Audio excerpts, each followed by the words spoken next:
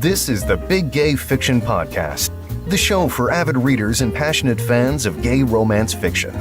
Each week, we bring you exclusive author interviews, book recommendations, and explore the latest in gay pop culture. Welcome to episode 199 of the Big Gay Fiction Podcast. I'm Jeff from JeffAdamsWrites.com, and with me as always is my co-host and husband, Will Knaus. Welcome back, everybody. This episode of the podcast is brought to you in part by our remarkable community on Patreon.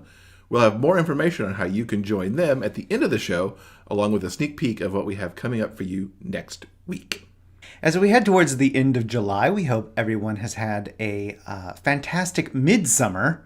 I think the dog days of August are going to be hitting some of us really, really soon. Yeah, as much as the country is baked in the U.S. and even some of Europe is cooked so far. I can't imagine what August is going to do. So, yes, hopefully you spent the past week indoors reading lots of amazing books. Now, normally this would be the part of the show where we tell you, what we've been up to in the last 7 days.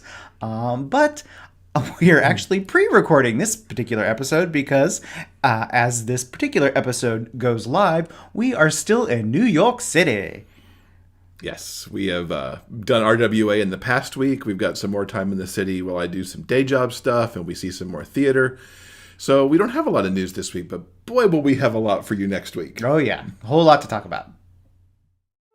High school hockey player, computer whiz, covert agent. Theo Reese's life is split between being a normal teenager and a secret agent who goes by the codename Winger. After years of providing mission support from behind his keyboard, he's thrust into an unexpected world of adventure and danger. In Tracker Hacker, the first book in the codename Winger series by Jeff Adams, it becomes personal for Theo as an enemy organization compromises Tactical Operational Support's agent tracker system. Among the missing agents, his father. Theo puts his life on the line to stop the hack and rescue his dad. Diverse Reader says, "Wow, talk about a wild ride from beginning to end. I could not stop reading." Discover the world of codename Winger with Tracker Hacker. Available in ebook, paperback, and audiobook, as narrated by John Solo. Now, just because we've been away for the past week doesn't mean we've got some good books to talk about. I'm going to kick us off with a 2-for-1, because why not? I have spent the last couple of weeks binging books 4 and 5 in the Hazard and Somerset series by Gregory Ashe. So I have read Guilt by Association and Reasonable Doubt. And I have done this at the perfect moment because just a couple weeks ago, he announced that book 6 was out on audio. Oh. I know, it's so exciting. Cool. Oh my God. So let me start by saying that I love both of these books, as I have the entire series. Gregory turns the screws more with each book, which you should really read in order to make sure you get the maximum impact of this series. The mysteries get more complicated and shocking while the slow burn romance going on between Emery Hazard and John Henry Somerset gets closer to an inferno. Now, in Guilt by Association, Hazard and Summers have yet another murder on their hands, this time the slimy Sheriff Bingham. Now, Bingham loomed large for many reasons in Book 3, and for him to be the victim this time out was a complete shock to me. And yet it kind of wasn't, because of how messed up things are in Warreda. The investigation is hampered by a special investigator who comes to town and sidelines them, making them work on some really minor details in the case. Hazard and Somerset continue to pursue, because of course they do, and soon enough they unravel more corruption and entanglements than we've seen in the series so far. If Guilt by Association provided the most twisted plot yet, Reasonable Doubt provided the most disturbing, which I have to say caught me off guard, because some of what happened in Paternity Case I didn't think could really be topped in terms of discomfort. Now, John Oscar Walden is the leader of a local cult, and he's murdered. Now, his followers believe that he'll be resurrected in 3 days like Christ, and as such, they're not much interested in helping the police. But as Hazard and Summers dig into this, they discover that they may actually need to protect and save the killer. This book delves deep into what draws people into cults, how members can work to protect each other, and how all of that can get twisted up so badly. And that, along with the religious overtones, made this book more difficult than the others for me. And I did find myself having to put it aside a little bit to recover from some of this. But don't get me wrong, the book was well worth the read, even with some of the angst that it gave me. Now, to discuss some of the things I loved about these two books, I'm going to go into some spoiler territory, which I usually try to avoid when I talk about the Hazard and Somerset books. So if you want to avoid this, skip ahead maybe 2 or 3 minutes, and I'll be done by then. Now, first of all, how Gregory manages to keep ratcheting up the tension book to book is mind-blowing. I've said it before, and it bears repeating, that he structures incredible plots and does an amazing job of making every word count and then tying everything together. And that's very much the case in both of these books. Now, towards the end of Guilt by Association and all the way through Reasonable Doubt, Hazard and Summers are finally a couple. Hazard breaks up with Nico, and I can't tell you the happy dance that I did when that happened because Nico needed to go. And our two detectives can finally be together. Their banter and the way they treat each other shifts in the most amazing way as more of the walls between them crumble. And the way that Gregory just started to tweak and evolve that as they finally got their moment to become together, it was like a masterwork in writing to me, how it's all evolved over these books. Now, along with this, Hazard has moments now where he's actually caring for Summers' daughter, Evie. And it is incredible to see this man who has been so prickly reveal this fatherly side. And he becomes one hell of a superhero too, which is all I will say on that because I don't want to get too spoilery. But if you've read it, you know exactly what I'm talking about. And if you haven't, you certainly will. We get more about Hazard's past in these books too. And it's really terrible how he was treated as a teenager, which we already knew, but it comes far more into focus here. And we understand how that has made him into the man that he is. Details on his past relationships before he came to Walreda also get told. There are revelations, too, that are far more shocking around Summers and how much he has really deeply cared for Hazard all these years. Now, to Gregory's credit, he's withheld these details until these books because it's the perfect reveal here. And I think some other authors would have just dumped all this out even in the very first book, just so that we, the reader, knew everything about these characters. But getting it now really shows what an incredible storyteller he is. We also get the very treat of Hazard's father showing up in Reasonable Doubt. You really see where Hazard gets that bristly side that he's got. There's a heated discussion between these two, but where their relationship ended up proved one of the most unexpected twists across the entire series to date. Now, I always say that Tristan James gives an outstanding voice to this series, and it's the same here.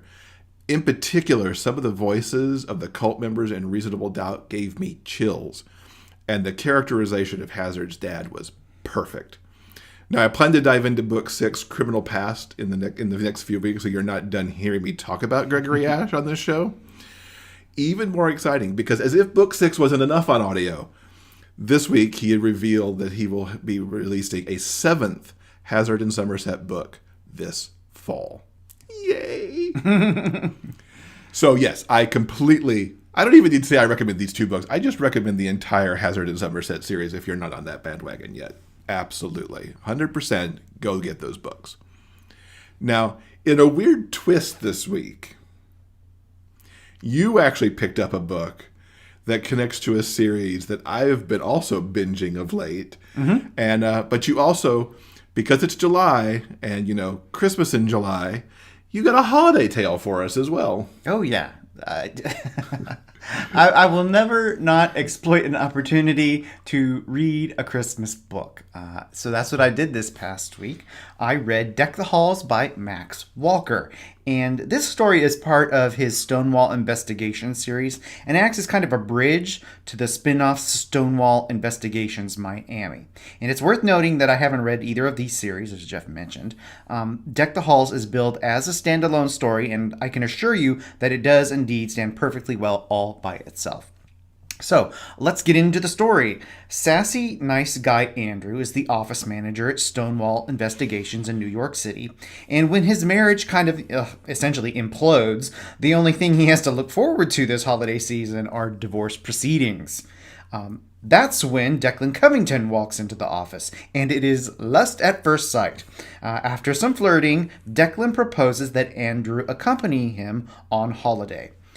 Because Declan, he's going to be the only member of his family without a significant other in attendance at the yearly Christmas gathering. And if Andrew agrees to play his boyfriend for the week, it'll take some of the family pressure off him, and it'll give Declan a chance to cheer up the irresistible Andrew. Fake boyfriends for the win. And my favorite things ever. And poor Andrew, because Andrew's such a sweetie. He is. He's super sweet. The story then moves to the grandly elegant Covington family estate, which is indeed festooned in grandly elegant holiday finery. It's bananas. Completely over the top. Festooned in finery. Well done. It is crazy.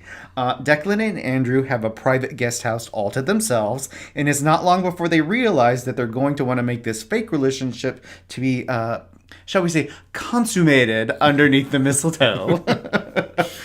Andrew is a hit with most of Declan's family, with the exception of his stepfather and his super rich and snobby step-siblings. After a romantic horseback ride and a hookup in a luxury treehouse and a blowjob in a barn that has been transformed into a candy cane forest, our heroes finally get down to the business of solving the big mystery.